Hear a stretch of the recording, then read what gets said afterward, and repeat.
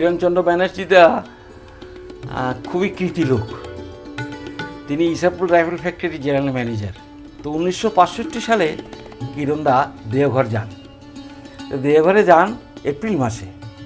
পাকিস্তানের সাথে ইন্ডিয়ার সম্পর্কটা ভালো নয়, যুদ্ধ যে কোনো সময় লেগে যেতে পারে।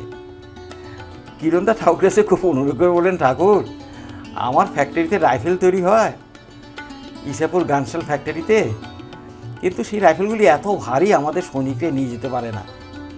যদি পাতলা কোনো মডেল টডেল পেতাম, পাতলা যদি কিছু করা যেত ওই রাইফেলটা খুব ভালো হতো, কিছুতেই কিছু করতে পারছি না। ঠাকুর কিরণদার দিকে চেয়ে হাসলেন, যেন তার কাছে সব কিছু জানা আছে। ঠাকুর এসে বলে, তোমাদের দেশে মাইকে পাওয়া যায় না রে? তোমাদের দেশে মাইকে পাওয়া যায় না? হ্যাঁ ঠাকুর, প্রচুর মাইকে আছে। তোমাদের দেশে অ্যালুমিনিয়াম পাওয়া যায় না? হ্যাঁ অ্যালুমিনিয়াম আছে। অ্যালুমিনিয়াম তো খুব পাতলা না? হ্যাঁ পাতলা। ঠাকুর ব্যাপার হচ্ছে যুদ্ধ লাগলে আমরা যে ইনগ্রিডিয়েন্টসগুলি আনবো বাইরে থেকে, যেগুলি আমার রাইফেলের জন্য দরকার, কেউ দিবে না, তখন কেউ সাহায্য করবে না। আমাদের দেশে তৈরি হয় এমন জিনিস দিয়ে করতে হবে। বা তোমার মাইকা আর অ্যালুমিনিয়াম তো তোমাদের দেশেই তৈরি হয়, তুমি তো বলছো প্রচুর আছে। হ্যাঁ ঠাকুর তা আছে, অ্যালয় করতে হয়, মাইকা অ্যালুমিনিয়াম এসব দিয়ে অ্যালয় করতে হয়। এই বলে ঠাকুরের কিছু বলছে না, চুপচাপ আছে। আর কিরণদা খাতার মধ্যে কী সব নোট করে নিচ্ছে। হঠাৎ ঠাকুর কিরণদাকে বললেন, চল ওই ঘরে।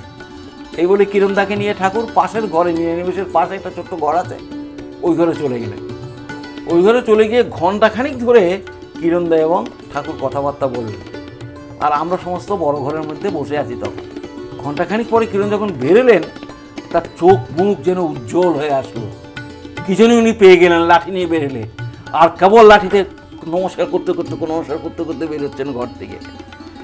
কিছুদিন পরে শুনতে পারলাম, মাস 10 পরে শুনতে পারলাম, কিরণদা অটোমেটিক রাইফেল ফ্রম ইসাপুর গান ফ্যাক্টরি বের করেছেন।